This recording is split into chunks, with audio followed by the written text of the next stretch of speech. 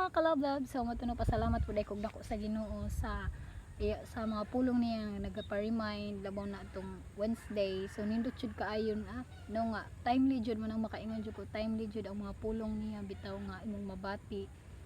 Nindot jud ko tugma jud siya sa sitwasyon nga nahitabo sa ako ang kinabuhi no nga grabe ka nang gana bang grabing mga pagsulay nga abot sa imong kinabuhi, mga trials, mga unsa man diha ang mga problema, pero kana siya motono nindot kay ang pulong kaayo sa Ginoo no nga nagapahinumdom nga kana siya gigamit na siya sa Ginoo para kita ma-strengthen char.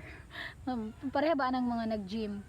So sa mga tao nga nag-gym dira di ba grabe ka sa kanang nga nag-gym sila, grabe ka pain na sila mabati nila ang kasakit, ang pamaul, ang kakapoy, pero luyo ana ma-achieve nila ang kanang na sila ma-achieve na endurance or makusgan sila or mo-improve ang ilahang body, ang ilahang oo.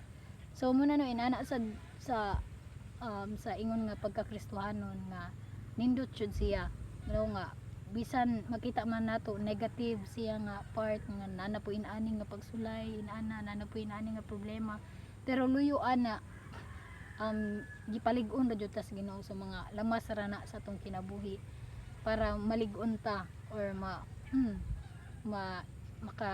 makapadayon ba inana. So muna nga sa luyo sa mga inana nga sitwasyon dili jud ta malimot na magtawag jud sa Ginoo. So muna nga pasalamat jud kog dako sa Ginoo nga grabe jud timely jud ang pulong niya nga nagapa-remind sa ako nga magpadayon jud ay jud paluya-luya bitaw.